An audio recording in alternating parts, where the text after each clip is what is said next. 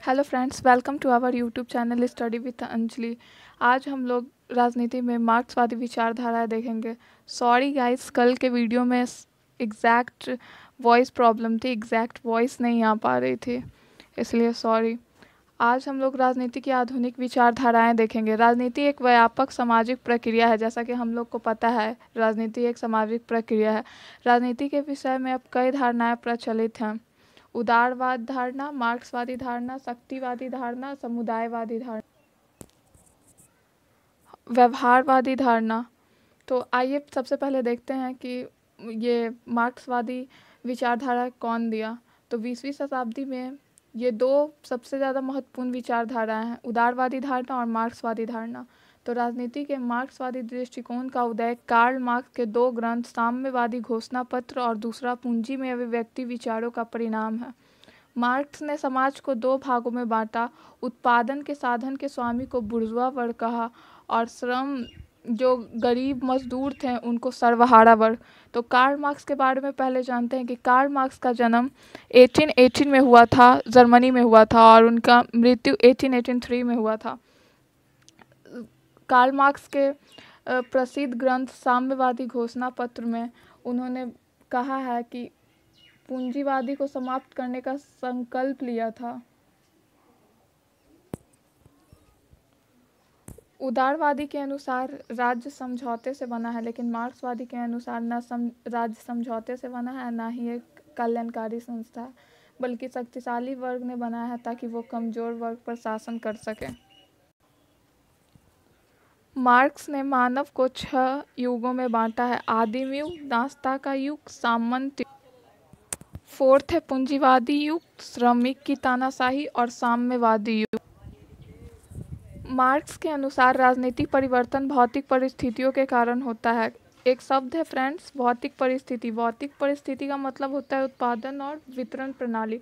उत्पादन के साधन पर जिनका नियंत्रण पाया जाता है, सामाजिक राजनीति व्यवस्था पर भी उन्हीं का नियंत्रण रहता है। उत्पादन के साधनों पर अगर सामंतों, अमीरों, ताकतवर लोगों का अधिकार होगा तो शिक्षा, धर्म, राजनीति और न्याय व्यवस्था भी इन्हीं के हाथों में होगी। यदि उत्पादन के साधन पूंजीपतियों के हाथ है तो राजनीति और सांस्कृतिक जीवन भी उन्हीं के हाथों में होगी। राज्य के उदय विकास कैसे हुआ, समझने के लिए राज्य हमें आदिम अवस्था के बारे में बताता है।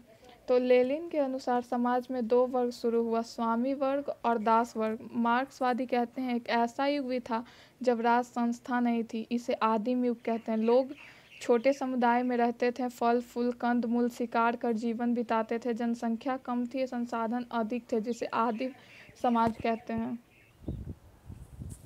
हर व्यक्ति परिश्रम करता है, कोई किसी का शोषण नहीं करता है। आदिम समाज में कोई किसी का शोषण नहीं करता था, समाज वर्गहीन था, न कोई शासक था न कोई शासित। राज जैसी कोई चीज़ नहीं थी। कुछ समय बाद मनुष्य खेती करना सीखा, ताकतवर लोगों ने कमज़ोर को गुलाम बनाया और अपने खेतों में काम लेने लगे। तब से दास प्रथा का शुरुआत हुआ। दास प्रथा को समाज में दो वर्गों में बांटा गया, मालिक वर्ग और गुलाम वर्ग। मालिक वर्ग गुलाम का शोषण करते थे। मालिक वर्ग ने जेल खाने बनाए, पुलिस मजिस्ट्रेट नियुक्त किया अपने लाभ के लिए। यहीं से राज्य की शुरुआत हुई। एंजिलस ने कहा, राज्य एक ऐसा यंत्र है जिसके जरिए एक वर्ग दूसरे वर्ग का दमन करता है। इसके बाद पूंजीवादी युग आया। यहाँ भी समाज दो हिस्सों में बंटा, पूंजीपति वर्ग और मजदूर वर्ग। मजदूर वर्ग का यहाँ पे भी बहुत ज़्यादा शोषण होता था, वेतन बहुत कम दिया जाता था, उनसे काम बहुत ज़्यादा लिया जाता था।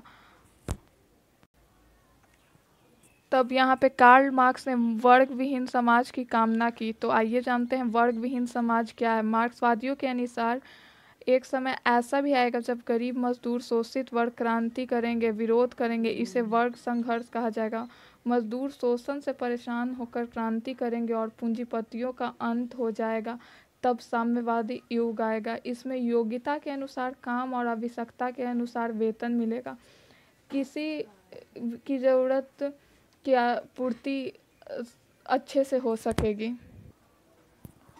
और जब मजदूर वर्ग क्रांति करेंगे तो इसमें गरीब मजदूर वर्ग की जीत होगी। कार्ल मार्क्स का कहना था कि शांतिपूर्ण क्रांति की जानी चाहिए, लेकिन अगर कुछ बदलाव ना हो तो सशस्त्र क्रांति करना चाहिए। कार्ल मार्क्स का कहना था कि गरीब मजदूर जरूर जीतेंगे क्रांति में, क्योंकि उनका जनसंख्या बहुत ज़्यादा होता है, ताकतवर समूहों की हार होगी, समाज फिर से वर्ग विहीन हो जाएगा, समाज में राजनीति खत्म हो जाएगी, एक आदर्श समाज बनेगा, तब साम्यवादी युग उभरेगा। लेकिन फ्रेंड्स, हम लोग को पता है हर विचार के पीछे नेगेटिव पॉजिटिव दोनों पॉइंट ऑफ व्यू होते हैं। तो चलिए हम देख लेते हैं मार्क्सवादी विचारधारा के पीछे क्या आलोचना है। बहुत सारे विद्वानों ने इनका आलोचना भी किया है।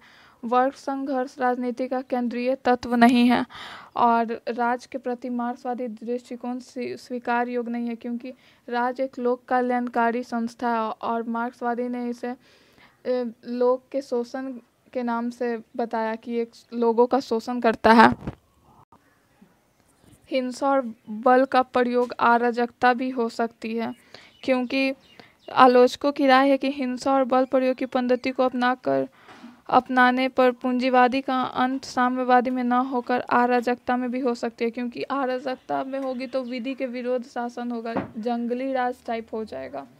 तो आइए फ्रेंड्स, और उन्होंने ये भी कहा कि समाज में दो ही वर्ग हमेशा रहेंगे, जो कि उनका भविष्यवाणी बिल्कुल गलत हो गया। एक नया वर्ग उभरा है जिसको मध्यम वर्ग कहते हैं, और उसमें इंजीनियर, डॉक्टर, टीचर्स, ऑफिसर्स ये सब आते हैं। तो दो वर्ग समाज में नहीं रहा, मध्यम वर्ग एक शक्तिशाली वर्ग के रूप में उभरा है। और उन्होंने कहा था कि पूंजी बहुत थोड़े के हाथों में सीमित रह जाएगी, लेकिन ऐसा नहीं हुआ। उनका ये भी भविष्यवाणी गलत निकला। पूंजीपति छोटे छोटे उद्योगपति समाप्त हो जाएंगे और सारा उद्योग बड़े उद्योगपति के हाथों में केंद्रित हो जाएगा, लेकिन ऐसा नहीं है। छोटे छोटे उद्योगपति का भी आज विकास हो रहा है। तो आइए, आलोचना भी हम लोग देख चुके हैं, मार्क्सवादी विचारधारा भी देख चुके हैं, लेकिन एक निष्कर्ष ये होता है कि समाजवाद के जन्मदाता और संस्थापक मजदूर, किसानों एवं पीड़ितों की मसीहा कहे जाने वाले मार्क्स को दुनिया हमेशा याद रखेगी। मार्क्स ने वर्ग संघर्ष, पूंजीवादी, ऐतिहासवादी, भौतिकवादी, सामाजिक परिवर्तन आदि कर अपने महत्वपूर्ण सिद्धांत दिए और आज भी वर्तमान में भी वो प्रासंगिक बने हुए हैं और उन सिद्धांतों को आज भी हम लोग पढ़ते हैं, जान रहे हैं, समझ रहे हैं। तो थैंक यू फ्रेंड्स। आपको कैसा लगा वीडियो आप कमेंट बॉक्स में बताइएगा। Thanks for watching my video. अगले टॉपिक में हम लोग उदारवादी दृष्टिकोण देखेंगे। थैंक्स।